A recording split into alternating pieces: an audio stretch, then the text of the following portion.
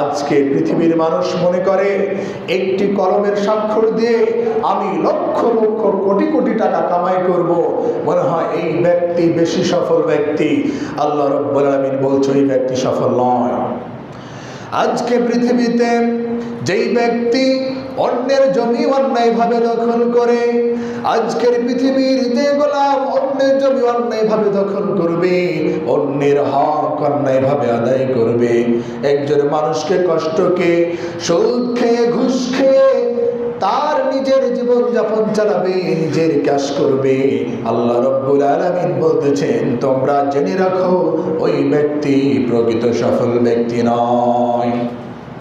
আসলে একজন সৎ ব্যক্তি, একজন মুমিন ব্যক্তি, সেই ব্যক্তি হালালভাবে তার রুজি, হালালভাবে সে টাকা উপার্জন করবে এবং হালাল পন্থায় ব্যয় করবে।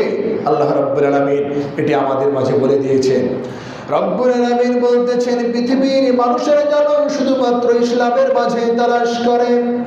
রব্বুল আলামিন তিনি আরো সুন্দর করে জানিয়ে দিচ্ছেন ওয়া মান ইয়াবতাগি গায়রাল ইসলামি দীনান ফালান ইউকবালা মিনহু ওয়া হুয়া ফিল আখিরাতি মিনাল খাসিরিন।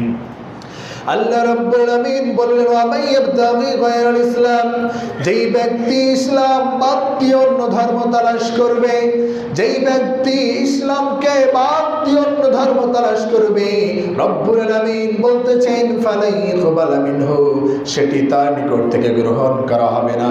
আর রব্বুল আলামিন বলতেছেন ওয়া হুয়া ফিল আখিরাতি মিনাল খাসিরিন, আর ওই ব্যক্তি পরকালে ক্ষতিগ্রস্ত হয়ে যাবে। সম্মানিত উপস্থিতি, আপনাকে আমাকে ইসলামের মাঝেই তালাশ করতে হবে। আপনি আমি নেক আমল করব, আমলে সলেহ করব।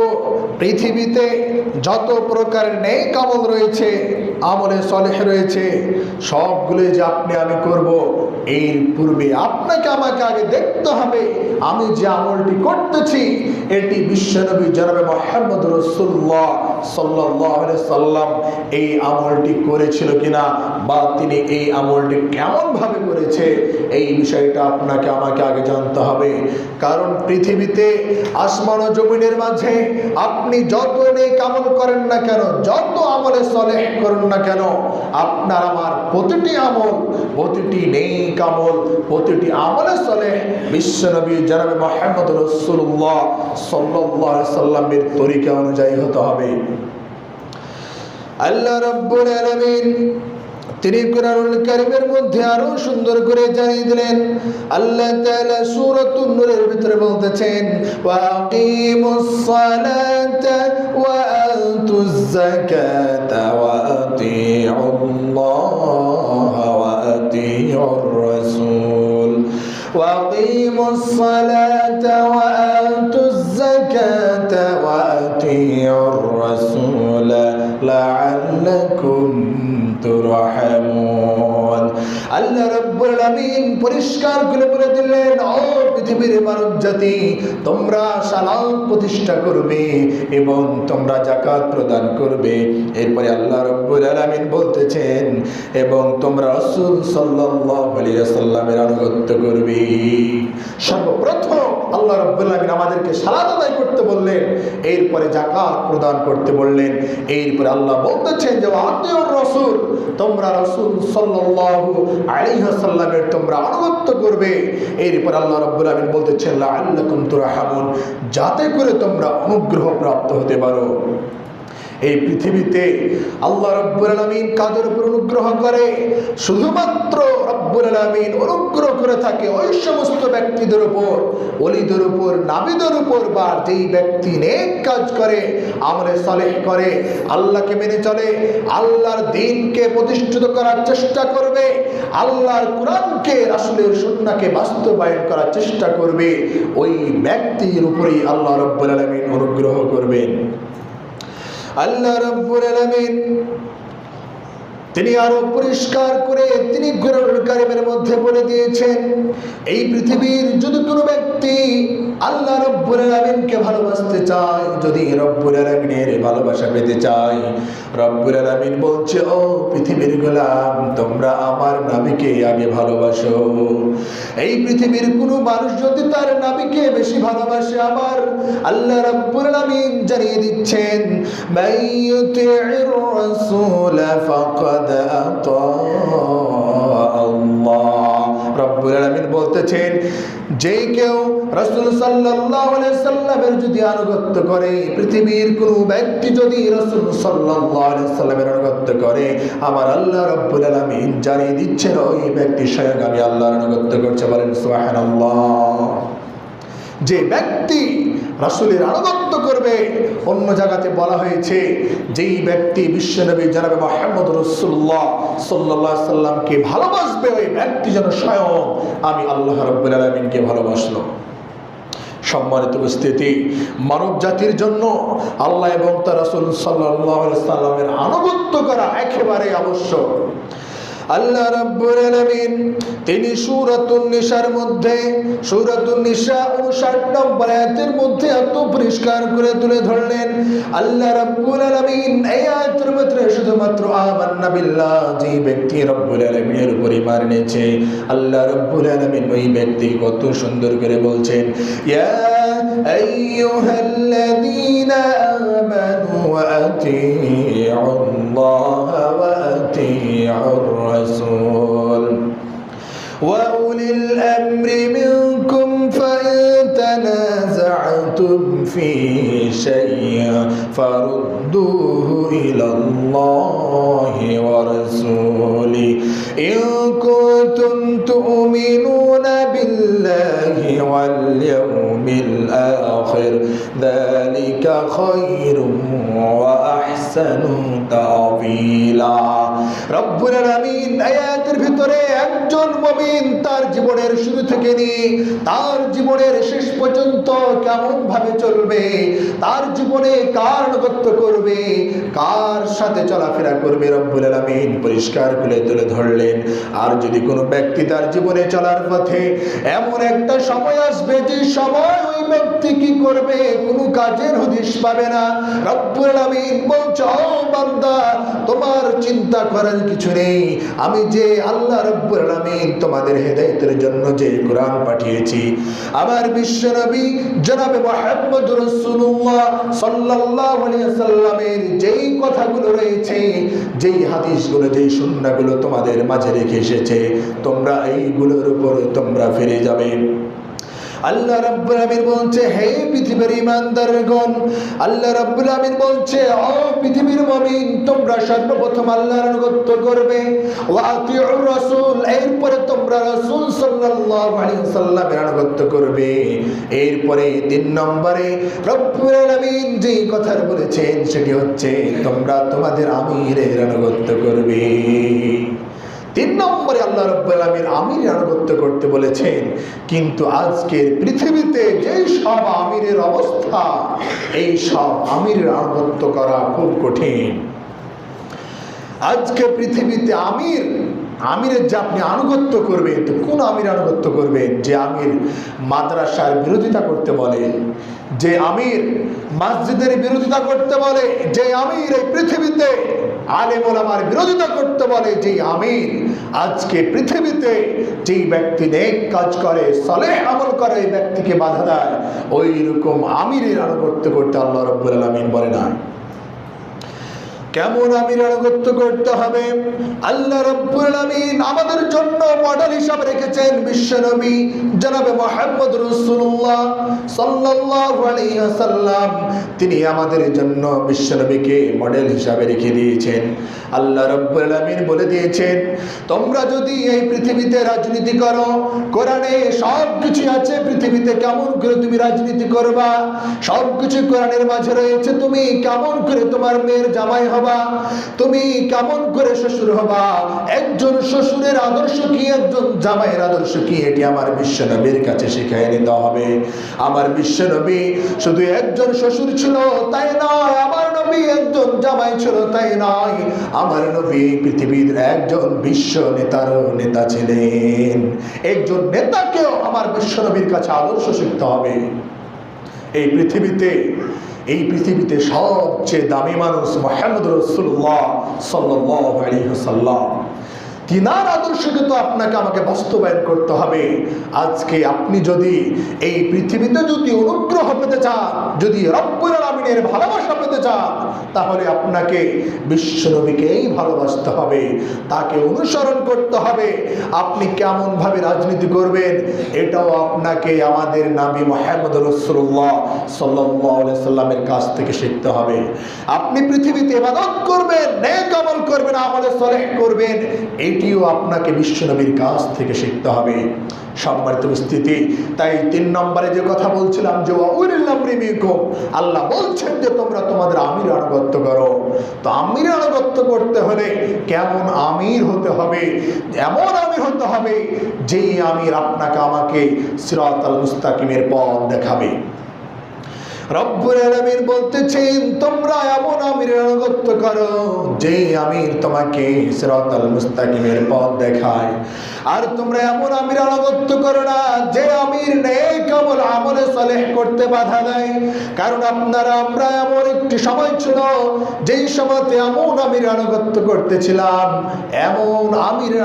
করতেছিলাম, যে সময় ওই আমির আপনাকে আমাকে বলেছিল যে তোমরা মসজিদে সালাত আদায় করতে যাবে না, যদি যাও 3 ফিট পর দাঁড়াবে। আর যেই দেশে 95% মুসলমান, ওই দেশেও নাকি আজকে ইবাদত করতে হবে কুলাঙ্গার মানুষকে দেখে ভয় করে। যেই মানুষ আপনাকে আমাকে পথভ্রষ্টের পথ দেখায়, যেই মানুষ আপনাকে আমাকে আল্লাহর ইবাদত করতে বাধা দেয়, যেই রব সৃষ্টি করেছে তার ইবাদত করার জন্য, ওই রবকে বাদ দিয়ে আজকে এই পৃথিবীর মানুষ ইবাদত করছে মানুষের। এই পৃথিবীর মানুষ ইবাদত করছে কার? মানুষের। যেই মানুষ আল্লাহর ইবাদত করতে বাধা দেয়। আজকে পৃথিবীতে আমাদের ইবাদত করতে হবে, এটিও নাকি ভয়ে ভয়ে করতে হবে। রমজান মাসে মানুষ তারাবি পড়ে নাই, মসজিদ থেকে পালিয়ে গিয়েছে। আমরা কোন পথে রয়েছি? আসলে এগুলো আমাদেরই দোষ, এগুলো আমাদের 2 হাতের পাপের কামাই। কারণ আপনার আমার মতো মানুষই আজকে তাদেরকে সেই জায়গাতে বসিয়েছে, সেই জায়গাতে বসে তারাই আজকে আপনার আমার উপর জুলুম করেছে। আমরা জানি বা এই দেশকে দেখতে পাচ্ছি, এই পৃথিবীর অবস্থা বুঝতে পারি যে কোনো মানুষ ভোটের আগে আপনাকে বলবে কতবার ঘুরবে, এমনকি বিড়ি খাওয়া ছেড়ে দেবে, নেশা করা ছেড়ে দেবে, এরপরে আপনাকে এসে সালাম দিবে, ধানের ভুঁই থেকে উঠে এসে সালাম দিবে। আবার আপনার আবার যখন কাজ হয়ে যাবে ভোটের পর আপনি তার বাড়িতে 24 ঘন্টা পড়ে থাকলেও আপনার খবর দেবে না। এটি আমি বলি নাই, অনেক আগে বিশ্বনবী জনাব মুহাম্মদ রাসূলুল্লাহ সাল্লাল্লাহু আলাইহি ওয়াসাল্লাম বলে গিয়েছেন যে আপনি যদি একজন সৎ ব্যক্তি বাদ দিয়ে, যেই ব্যক্তি আমলে সালেহ করে, এই ব্যক্তিকে বাদ দিয়ে যদি অন্য ব্যক্তিকে, যেই ব্যক্তি জীবনে কোনোদিন উজু করেনি, তাকে আপনি কি করে দিলেন? নেতা বানিয়ে দিলেন। আপনি তাকে সমাজের মধ্যে খাড়া করে দিলেন। আরে যার মাঝে কোরআন নেই, সুন্নাহ নেই, ও আবার ইসলামের কি বুঝে? আপনাকে কোন পথ দেখাতে পারবে যার মাঝে কোরআন সুন্নাহ নেই? সম্মানিত উপস্থিতি, আপনাকে আমাকে সচেতন হতে হবে। কারণ আমি পৃথিবীর অবস্থা বুঝতে পারতেছি। আজ নাকি নেক আমল করলে, আমলে সালেহ করলে নাকি পৃথিবীতে টিকা যাবে না।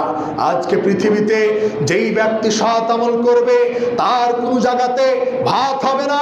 যেই ব্যক্তি সৎ কথা বলবে, কোরআনের সঠিক ব্যাখ্যা করবে, হাদিসের সঠিক অনুবাদ করে, কোরআনের সঠিক তাফসীর করে মানুষের সামনে বুঝিয়ে দেবে, ওই ব্যক্তির পৃথিবীতে আজ আজকে জায়গা নেই। আজকে অনেক জায়গাতে সভাপতি, সেক্রেটারি, অনেক জায়গাতে তারাই হয় যারা দুই রকম কথা বলতে পারে। আজকে পৃথিবীতে মুনাফিকের সংখ্যা এত বেড়ে গিয়েছে যে মুনাফিক আপনাকেও বলবে আমি আপনার সাথে আছি, অমুক নেতাকে বলবে আমি তোমারও সাথে রয়েছি। এগুলো হচ্ছে মুনাফিক। এরা ইসলামের মাঝেও মুনাফিকি করে। মুনাফিক শুধু যে এখন তৈরি হয়েছে কথাটি এরকম নয়, আল্লাহ রাসূল সাল্লাল্লাহু আলাইহি সাল্লামের জামানা থেকেই মুনাফিক রয়েছে। কিছু কিছু মুনাফিক ছিল যারা আল্লাহ রাসূলকে বলতে হ্যাঁ আল্লাহ রাসূল আমরা আপনার সাথে আছি, এরপরে তারা আবার বলতে হ্যাঁ, এরপরে তারা কাফেরদের কাছে গিয়ে বলতো যে আমি তো শুধু মুহাম্মাদের সাথে আমি মজাক করতে গেছিলাম, আমি তার কাছে গোপন তথ্য নিতে গেছিলাম। আজকেও সেই রকমই এই পৃথিবীতে এমনও নামধারী মুনাফিক আছে, তারা সালাত আদায় করে, আলেমদের সাথে মিশে, সব কাজে তারা মিশবে। এরপরে দেখবে কোন জায়গাতে এই সমস্ত ব্যক্তিরাই কোরআনের বিরোধিতা করে। আজকে দেখবেন কোন এক জায়গায় একটি মাদ্রাসা হচ্ছে না, আপনি দেখবেন কোন একটি জায়গায় একটি মসজিদ হচ্ছে না, আপনি ভালো করে লক্ষ্য করে দেখবেন আপনার গ্রামের সবচেয়ে জঘন্য মানুষগুলো এর বিরোধিতা করবে, আপনার দেশের সবচেয়ে জঘন্য মানুষগুলো এর বিরোধিতা করবে। আজকে অত্র এলাকাতে আমরা সবাই জানি একটি ভালো দিনী প্রতিষ্ঠান নেই, একটি ভালো দিনী প্রতিষ্ঠান নেই। এই জন্য বর্তমানে আমাদের এই থানাতে এমন অবস্থা, প্রতিদিন সামান্য 200 টাকা 100 টাকার জন্য একজন ব্যক্তি অপর ব্যক্তির সাথে গন্ডগোল করে। আজকে আমাদের মাঝে সেই দিনই এলেম নেই, আমাদের মাঝে কোরআন সুন্নাহর জ্ঞান নেই। এই জন্য আপনার আমার মাঝে অবস্থা, আমাদের পরিবারে কোরআন শিক্ষা নেই। এই জন্য তো আপনার স্ত্রী, এই জন্য আপনার বউ বাড়ি থেকে পর্দা ছাড়া বের হয়। আপনার আমার পরিবারে কোরআন নেই, এই জন্য তো আপনার ছেলে বাড়ি থেকে সকাল বেলায় বের হচ্ছে, তার প্যান্টটা টাকনুর নিচে রয়েছে। আপনি নাকি বাবা, আপনি নাকি সন্তান জন্ম দিয়েছেন। একটি কথা মনে রাখবেন, সন্তান জন্ম দিতে পারলে বাবা হওয়া যায় না। আপনার সন্তানকে সুশিক্ষা দিতে হবে, আপনার সন্তানকে দ্বীনি ইলম অর্জন করাতে হবে, কোরআন সুন্নাহর জ্ঞান ঢুকাতে হবে। আপনি যদি কাঁঠাল গাছ লাগিয়ে বলেন আল্লাহ আমাকে আপেল দিচ্ছেন না কেন, আপনি কাঁঠাল গাছ লাগিয়ে আপেল ফলের আশা করতে পারেন কি করে? আপনি যদি আপনার জীবনের শুরু থেকেই আপনার সন্তানকে যদি দ্বীনি প্রতিষ্ঠানে ভর্তি করে নেক আমল শিখাতেন, সৎ কাজ শিখাতেন, ভালো কথা শিখাতেন, তাহলে আজকে 12 বছর 10 বছর 15 বছর বয়সে বাগানে গিয়ে গাঞ্জা টানতো না, নেশা করতো না, ফেনসিডিল খেত না, যত প্রকারের অসৎ কাজ রয়েছে কোন কাজের সাথে আপনি আপনার সন্তান যেতে পারতেন না। কিন্তু আপনার আমার মাঝে সে নেক আমল নাই, আমলে সালেহ নাই। কারণ আপনার আমার বাবা তারা তো চেয়েছিল আমার সন্তান 300 টাকা করে ইনকাম করবে, টাকা পেলে হয়ে যাবে, ভবিষ্যৎ ভাবে নাই। আপনার আমার বাবা তারাকে যে ছেলেকে সুশিক্ষিত করতে হবে, দ্বীনি ইলম শিখাতে হবে, এই কথা কখনো ভাবে নাই। এই জন্য তো বাপ মাকে আজকে বৃদ্ধাশ্রমে রেখে আসছে, এই জন্য তো বাপ মাকে বাড়ি থেকে আলাদা করে দিচ্ছে, এই জন্য তো তার বিয়ের আগে ছেলে জুদা হয়ে যায়, এই জন্য আজকে বাপ ঘরে মরে পড়ে থাকছে, ছেলের কোনো খোঁজ নেই। এটি আপনার সন্তানের দোষ নয়, এটি হচ্ছে আপনার আমার দোষ। আপনার আমার কর্তব্য ছিল আপনার সন্তানকে দ্বীনি ইলম অর্জন করা।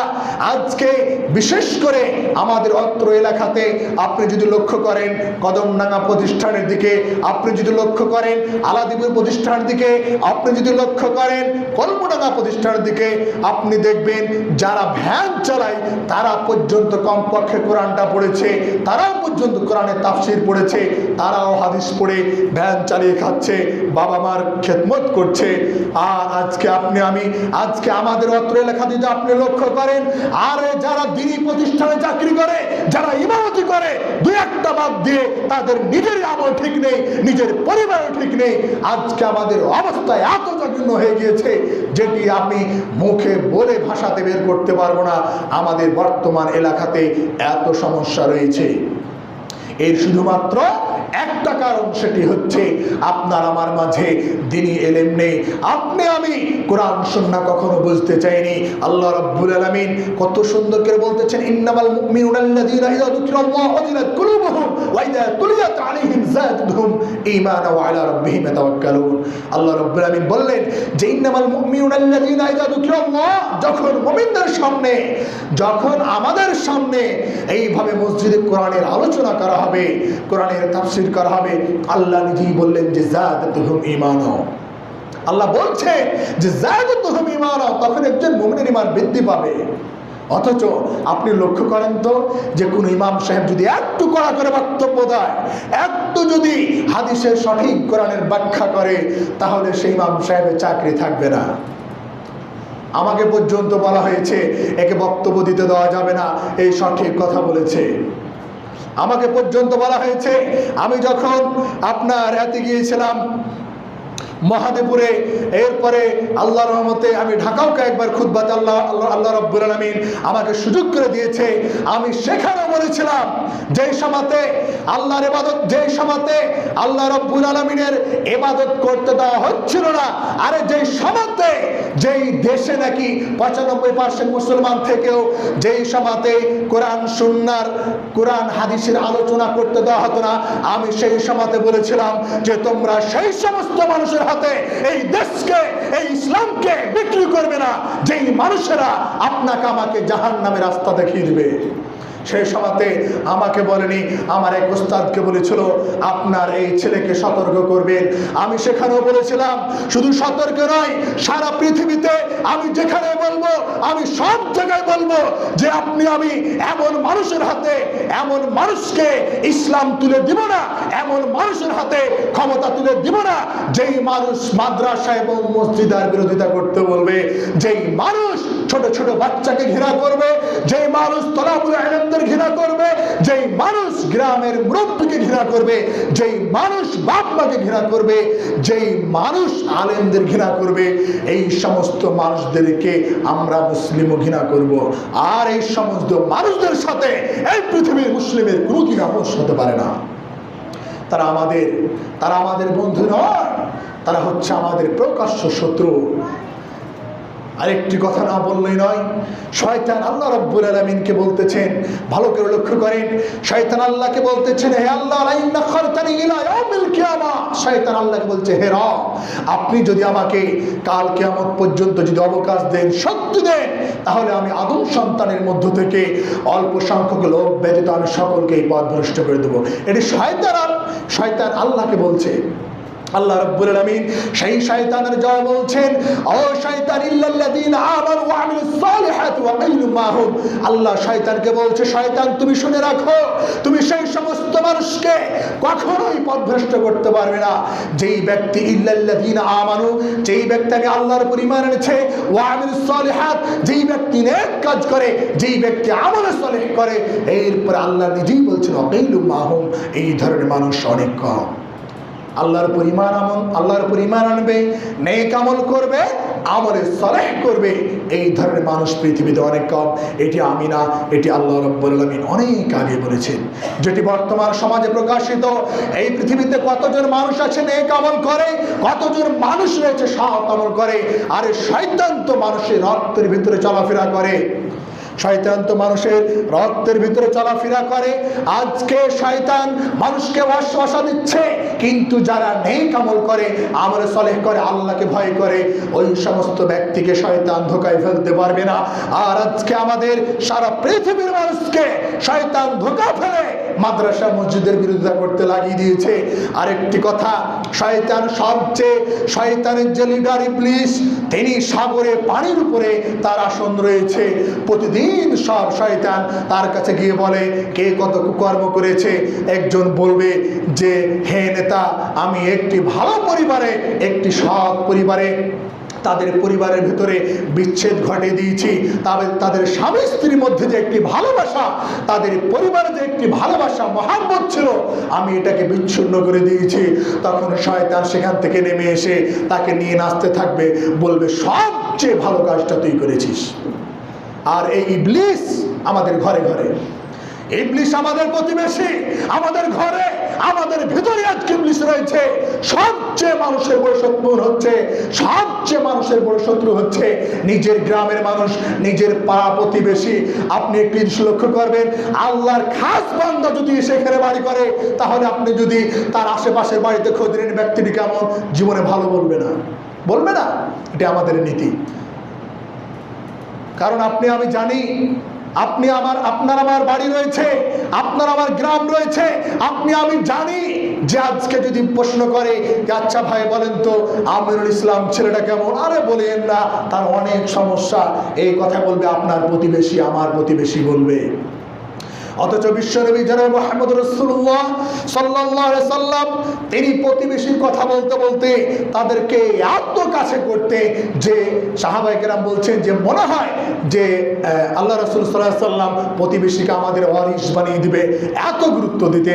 আর আজকে প্রতিবেশী বাদ দিয়ে তার পাশে, তার বাড়ির পাশে যে একজন গরিব ব্যক্তি রয়েছে তাকে কিছু সহযোগিতা করতে হবে, এই কথা বাদ দিয়ে আজকে আপনি আমি আমার অমুক জায়গাতে খালাতো ভাই রয়েছে, অমুক জায়গাতে বোন রয়েছে, অমুক জায়গাতে প্রেমিকা রয়েছে, অমুক জায়গাতে বন্ধু আছে। কেন বন্ধু? তার অর্থ বেশি। কেন তাকে ডাকতে হবে? সেই গ্রামে অনেক বড় প্রভাবশালী ব্যক্তি, ওনাকে ডাকতে হবে, অমুক আলমকে ডাকতে হবে ওখান থেকে। এইভাবে আজকে সমাজের বিয়ের দাওয়াত বলেন, যে কোনো দাওয়াত বলেন, এইভাবে আজকে পৃথিবীর মানুষ দাওয়াতে কাজ চালায়। আর এইগুলো যদি আমি বলতে যাই, এইগুলো যদি আলেম সমাজ বলতে চাই, এরাই হবে বর্তমান মানুষের কাছে সবচেয়ে নিকৃষ্ট ব্যক্তি। কিন্তু আপনার কাছে আমি যতই বড় নিকৃষ্ট ব্যক্তি হই তাতে আমার কোনো যায় আসে না। আমি চাই আমি এই কথাই বলবো, যেই কথা বললে আমার রব আমার উপর সন্তুষ্ট থাকবে। আপনি মন বাজার করলেন, এতে আমার কোনো সমস্যা নেই। আমাকে সত্য কথা বলতে হবে। আমি দিনী ইলম অর্জন করছি সত্য কথা বলার জন্য, আমি টাকার কাছে বিক্রি হতে আসেনি। আমি ইমামতি করলে আপনার কথা, সভাপতির কথা, সেক্রেটারির কথা বলা যাবে না, তিনি ঘুষ খাওয়ার জন্য বলা যাবে না। এই জন্য আমি আমিরুল ইসলাম ইমামতি করতে আসিনি, এই জন্য আমি খুতবা দিতে আসিনি, এই জন্য আমি মাহফিল আওয়াজ করি না যে সভাপতি সুদ খায়, সেক্রেটারি ঘুষ খায়, তাকে এড়িয়ে চলতে হবে। আমি এই কথা বলিনি। আমি বহু খুতবায় বলে থাকি, আমার হলাকান্দরও আমি বলেছি যে 1 টাকা সুদ খেলে 36 বার মায়ের সাথে জেনা হয়। আর এই কুলাঙ্গার সন্তানরা মায়ের সাথে বারবার জেনা করে। এই কুলাঙ্গাররা তার বাপ মা গিয়ে, তার মা টিপ দিয়ে, তার বাপ টিপ দিয়ে, স্বাক্ষর দিয়ে তার কাছে একেবারে জেনার টাকা, একেবারে সুদের টাকা, ঘুষের টাকা তারা সাক্ষী দিয়ে তার সন্তানকে তুলে এসে দেয়। এরা হচ্ছে পৃথিবীতে সবচেয়ে জঘন্য মানুষ, এরাই হচ্ছে পৃথিবীর নোংরা, এরাই হচ্ছে কুকুর শিয়াল, এরাই হচ্ছে গরু ছাগল। আল্লাহ নিজেই বলছেন এরা হচ্ছে কুকুর, এরা হচ্ছে কুকুর শিয়ালের মতন, এরা হচ্ছে গরু ছাগলের মতন বালহুমাদার। আল্লাহ নিজে বলছেন এর চেয়ে নিকৃষ্ট।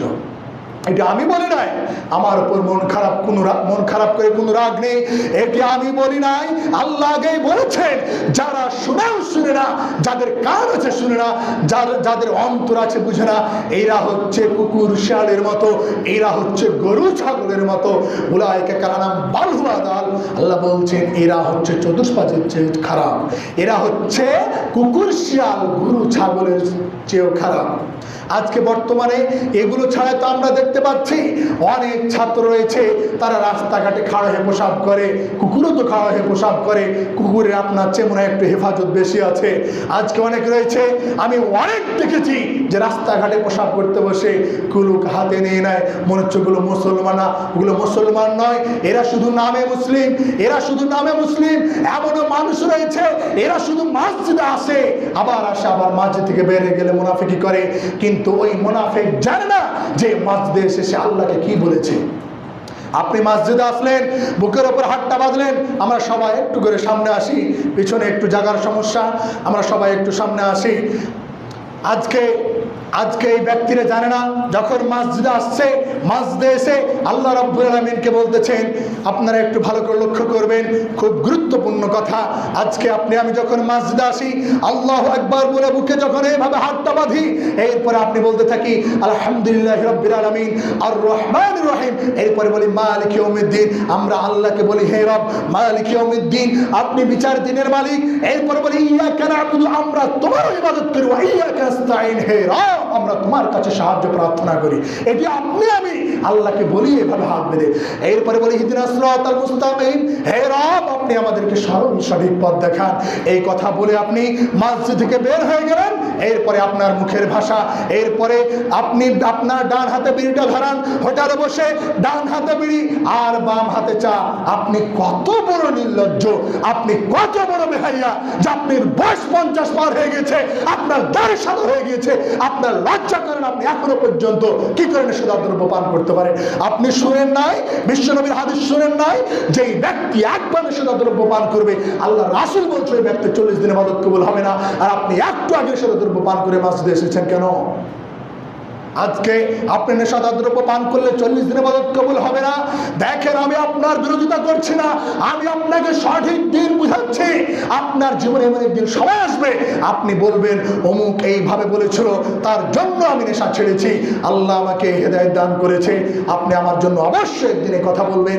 এই জন্য আমি বলতে চাচ্ছি ইনশাআল্লাহ অত্র এলাকাতে, আমি গ্রামের একজন কৃতি সন্তান হিসাবে আমি বলতে চাচ্ছি অত্র এলাকাতে আজ থেকে কোনো ব্যক্তি ছোট থেকে বড় পর্যন্ত কোন জায়গাতে বাম হাতে কোনো খাবার খাবে না, এমনকি আজ থেকে নিয়ে নেশাদার দ্রব্য পান করবে না।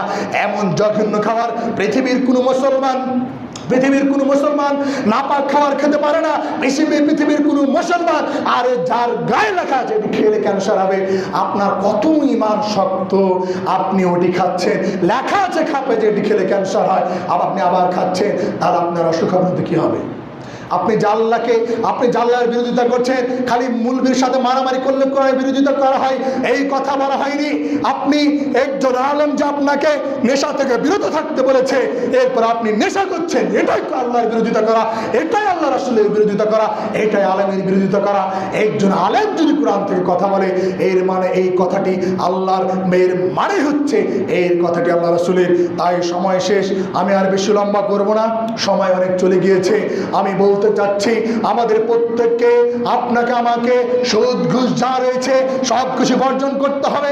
আপনি একটু লক্ষ্য করলে বুঝতে পারবেন, আপনার আমার বাবা, আপনার আমার দাদা, আপনার আমার চাচা চাচি যারা পৃথিবীতে ছিল আজকে কি তারা আছে? চলে গিয়েছে। আপনার চেয়ে তাদের সেনা, আপনার চেয়ে তাদের ধন সম্পদ, আপনার চেয়ে তাদের শক্তি, আপনার চেয়ে তাদের নেতা, আপনার চেয়ে সব কিছু তাদের অনেক ভালো ছিল, সব কিছু ভালো ছিল, এরপরেও তারা পৃথিবীতে টিকতে পারে নাই। আপনি কেমন করে আশা করলেন আরে পৃথিবীতে সবচেয়ে দামি মানুষ মুহাম্মদ রাসূলুল্লাহ সাল্লাল্লাহু আলাইহি সাল্লাম, আর তিনি পর্যন্ত এই পৃথিবীতে টিকতে পারে নাই, আর আপনার আমার সকাল সন্ধ্যায় এত পাপ, যে পাপের কারণে আসমান ভর্তি আপনি আমি পাপ করে ফেলেছি, তাহলে আপনাকে আমাকে কি করা দরকার? স্বয়ং আল্লাহ তার রাসূলকে বলতেছেন ইয়া রাসূল কুলু মিনাত তাইয়্যিবাত, হে রাসূল পবিত্র জিনিস ভক্ষণ করো। সময় শেষে আমি বলতে চাচ্ছি আমাদের প্রত্যেককে পবিত্র জিনিস ভক্ষণ করতে হবে। শয়তান আমাদেরকে নাড়া দেবে, শয়তান আমাদের ওয়াসওয়াসা দেবে, তোমরা এই কাজ করো। আমি এই কথাই বলতে চাচ্ছি আজ থেকে নিয়ে অত্র এলাকার কোনো যুবক, যে কোনো ব্যক্তি হোক না কেন, কোনো ব্যক্তি যেন নেশাদার দ্রব্য পান না করে, এটি আমার অনুরোধ থাকবে। দেখেন আমি দ্বীনি ইলম অর্জন করেছি, আমি দ্বীনি ইলম অর্জন করেছি, আপনার মাঝে জানিয়ে দিতে হবে, এটি হচ্ছে আমার কর্তব্য। আমি সব কথা আপনাদের মাঝে পরিষ্কার করে তুলে ধরলাম। নেশাদার দ্রব্য পান করা যাবে না। 1 টাকা সুদ খেলে 36 বার মায়ের সাথে জেনার কথা বলা হয়েছে। আপনি কোন লজ্জাতে সুদ খাবেন? আর আপনার মা বাবা কেমন মা বাবা যে এগুলো যেন আপনাকে বাড়িতে রেখেছে, এটি আমার বুঝে আসে না। আমি বলতে চাচ্ছি এখনো আপনার আমার জীবনের সময় রয়েছে। মানুষ ভুল করবে, মানুষ পাপ করবে, মানুষ অন্যায় করবে, যা করবে করুক, আপনাকে এইগুলো থেকে ফিরে আসতে হবে।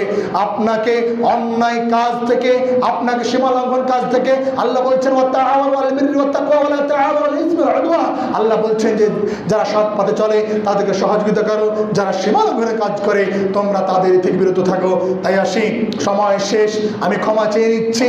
আল্লাহ রাব্বুল আলামিন আমাদের সবাইকে যেন উক্ত বক্তব্যের উপর শ্রোতাকে এবং বক্তাকে উভয়কে আমল করার তৌফিক দান করুন। আমরা সকলে বলি আল্লাহুম্মা আমিন। আমরা আরো দোয়া করবো, হে আল্লাহ আমরা অনেক পাপ করি, আর আমরা পাপ করে তোমার কাছে ক্ষমা চাইবো। তুমি তো এই জন্যই আমাদের